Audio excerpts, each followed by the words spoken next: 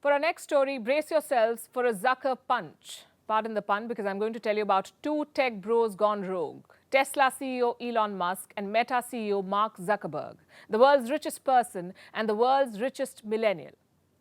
One aged 52, the other 39. Now, why is their age relevant here?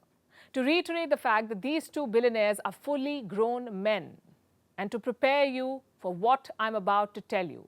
Musk and Zuckerberg have agreed to a cage fight. That's right, they each want to stand in a red and blue corner and fight each other. Now, fighting used to be a way out of poverty for some. Look at all these all-time boxing greats. Manny Pacquiao, Mike Tyson, Floyd Patterson. They grew up in destitution and fought their way out of it quite literally. So it's obvious why this news sounds odd. Why do two men who have a combined wealth of $340 billion want to beat each other up physically? Is it a plea for attention, a cry for help? Both competitors have amassed unimaginable riches, so presumably they're now staring at a perplexing question. Does wealth truly make a life meaningful?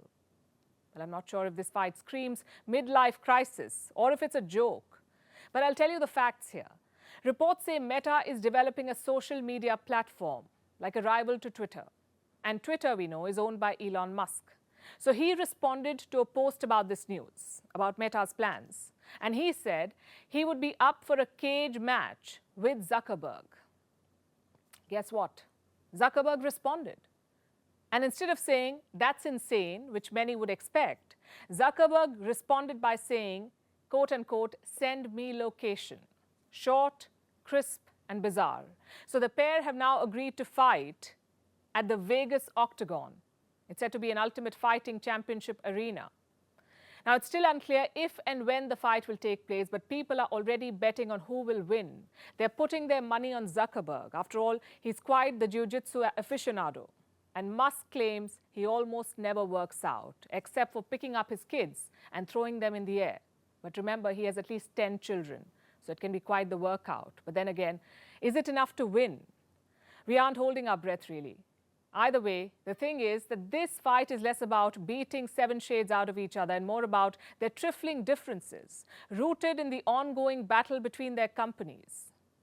So what if we pitted Meta and Tesla against each other, like a theoretical brawl? Well, Tesla is more likely to emerge victorious in this one, and I'll tell you why. Tesla, the electric vehicle maker, is valued at about $800 billion. That's $100 billion ahead of Meta. The social network company is larger by revenue, yes, but Tesla is growing at a faster rate. And the numbers speak for themselves. Meta made its stock market debut in 2012. A dollar invested in the company then, in 2012, amounts to $7.45 now. And the same dollar invested in Tesla at the same time, 2012, is at $144 now. But even so, here's the clincher. Both Musk and Zuckerberg want to reshape the world, so their companies, Tesla and Meta, reflect this aspiration. The problem is, Meta wants to achieve it through virtual reality. But there are bigger firms in the ring there, like Apple. And even upstarts like TikTok pose a threat. Plus, there are regulators who keep curbing Meta from gaining complete dominance.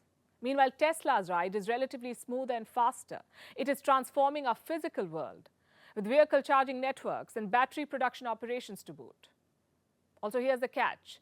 Governments want what Elon Musk is selling. So in the end, Tesla is more likely to dominate no matter who wins in that ring. But apparently, where's the fun without a black eye and a boosted ego? Meanwhile, in New Delhi, Barack Obama remains the big headliner. His criticism of India in an interview has led to a strong reaction. Last week, he spoke about the state of religious minorities in India and how the tension may break up the country. This, as expected, has not gone down well with New Delhi. The ruling party, the BJP, is going all guns blazing against the former US president. They say Obama bombed 6 Muslim countries, while Prime Minister Modi has been awarded by 6 Muslim countries. The latest one, by the way, is Egypt. The Indian Prime Minister was in Egypt over the weekend after wrapping up his state visit to America. It was the first visit by an Indian leader in a quarter of a century. He met President Abdel Fattah al-Sisi. He signed a pact on strategic partnership and was conferred with Egypt's highest civilian award. Here's a report. This is India's Prime Minister Narendra Modi at the Al Hakim Mosque in Cairo, an 11th century mosque with great historic significance. It was restored by the Dawoodi Bohra community. This community has had a base in India since the 1500s. So when Prime Minister Modi visited the mosque and interacted with the community, it sent a strong message. A response to those who question India's treatment of religious minorities and proof of India's centuries-old cultural ties with Egypt. Here's another picture that burnished India's image. Its Prime Minister conferred with the Order of Nile Award. This is Egypt's highest state honor. And as its recipient, Prime Minister Modi joined an elite list that includes the likes of Nelson Mandela, former US President Jimmy Carter, and Queen Elizabeth II. This couldn't have come at a more appropriate time. This was an Islamic country honoring Prime Minister Modi days after a former US president questioned his government's record on Muslims. In fact, this was the sixth Islamic country to award Prime Minister Modi, a statistic that his party is vigorously reiterating. But the visit to Cairo was about much more than this. It was the first bilateral by an Indian Prime Minister in 26 years. A short 2-day visit, but it ticked all the right boxes. From exchanging light-hearted moments with the Indian community to serious talks with the top leadership of Egypt. He reflects the wise leadership, and for a big country like India, there is a great development in India. And also this reflects that he is always and continuously working there in India. Once the grand welcome was done, it was time for business. Prime Minister Modi met Egypt's President Abdel Fattah al-Sisi. Al-Sisi was also India's guest at the Republic Day parade earlier this year. The two sides have elevated ties to a strategic partnership. They signed multiple pacts, including on agriculture, archaeology, and antiquities and competition law. But before we understand what New Delhi and Cairo are planning for the future, we must know what they already have. India and Egypt go back a long way. They are among the world's oldest civilizations. One of the first references to relations with Egypt is from Ashoka's edicts. Fast forward to 1947. India had just become an independent country. Less than 3 days after that, India established bilateral ties with Cairo. Then there was the non-aligned movement, or NAM. The world was divided into two camps during the Cold War. India's Jawaharlal Nehru and Egypt's Gamal Abdel Nasser founded NAM.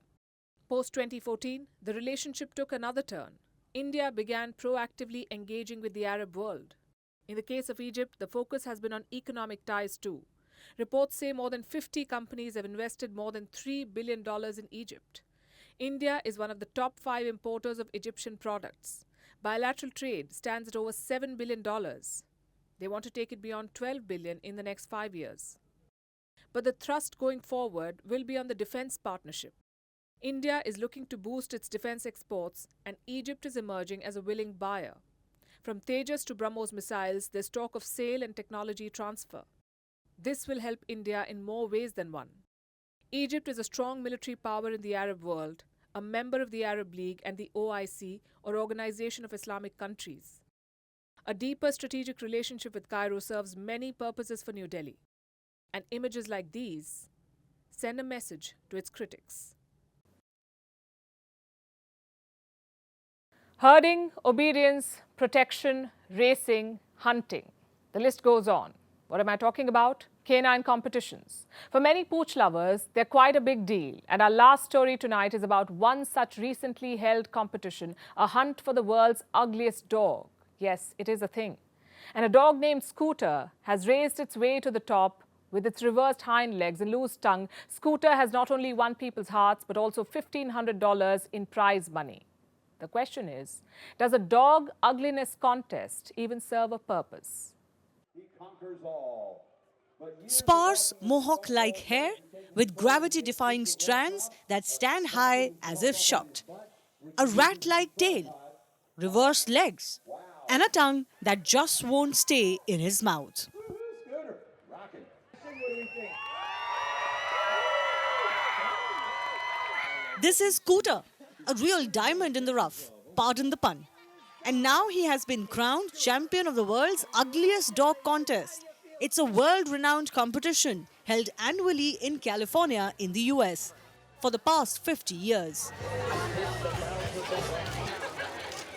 Now, this contest may seem odd, but that's the point. It celebrates imperfection and dogs who had been counted out for their appearance. So poochers come from far and wide to compete for the coveted title, where they not only receive love and admiration, but also $1,500 as prize money. And sure, winning is exciting, even if it is in an ugly battle. But this contest is so much more. It promotes dog adoptions and showcases extraordinary canines who've defied adversity. Most of the dogs in this contest are rescues. Take Scooter, for example. He's 7 years old and had a very tough life before he was adopted. When he was a pup, his breeder wanted him euthanized because he had a birth defect. His hind legs faced backwards. This meant he would never be able to walk. But that wasn't to be. Scooter was rescued. He found a good home, and with the help of therapy and a specialized cart, he's now able to move. According to judges, it was Scooter's determination that gave him an edge. But the fact is, most of these canine participants share a similar troubled history. So Prince came in from the desert and was involved in a fight for food, and he was the runt, so he got attacked here. So he's only got one eye, so he's missing this eye here. And one of his ears never really sticks up, and he's got this really long tongue. So those are kind of his distinctive ugly features. And he loves belly rubs, as you can tell. This is Harold Bartholomew. He's a at least 17-year-old Chihuahua, a little rescue. He was actually dumped in a park, and he was supposed to be like on hospice. They didn't think he was going to last long, and I adopted him, and I've had him for close to 2 years now. Now, dogs may be a man's best friend, but this friendship seems like a one-way street. Across the world, pets are being abandoned. Germany has the most number of homeless dogs, followed by UK and the US. India has a staggering 60 million homeless dogs. A number of these canines are euthanized, and even if they aren't abandoned, dogs are subjected to cruelty. They are starved, burnt, and even raped. But despite this, canines remain a popular choice for pets. And to give you an idea, the global pet market is valued at $260 billion, worth more than the solar and wind energy sectors combined. But more than humans, this costs the pets. Most people go to breeders to buy a dog, whose supply comes from puppy mills, which are plagued by high mortality rates for the young, and mothers are kept perpetually pregnant. Then they are discarded. Pedigreed animals are plagued by health problems because they have genetics similar to offsprings of siblings. And this is where the world's ugliest dog contest comes in. It shows people how they can save a life and do their bit to walk away from backyard breeding. Because the dogs may look ugly on the outside, but it is through no fault of their own, and they can still be man's best friend. It's huge, just being able to put it out there that, you know, you don't have to get an adorable little puppy. These guys have so much love to give. So think about it. As they say, adopt, don't shop, and save a friend's life.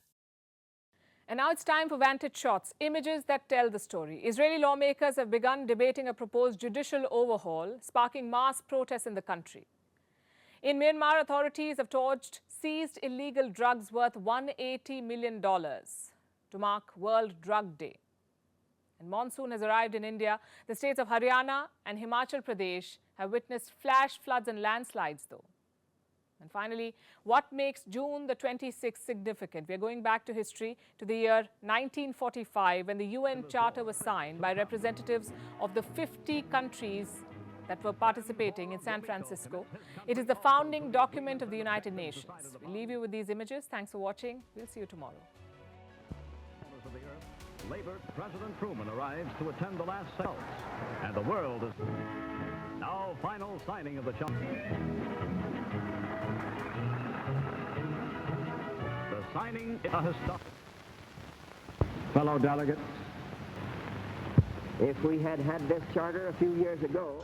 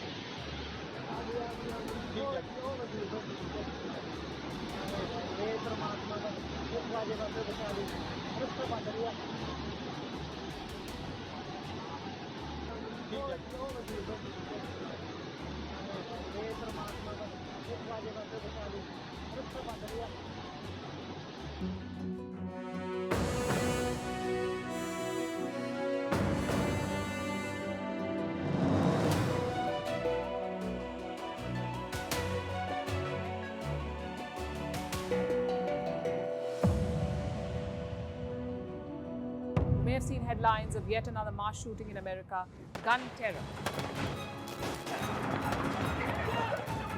We are in Richmond, some 40 miles from Washington, D.C., and we're here at a shooting range. We'll speak to people here to try to understand why the average American takes up guns.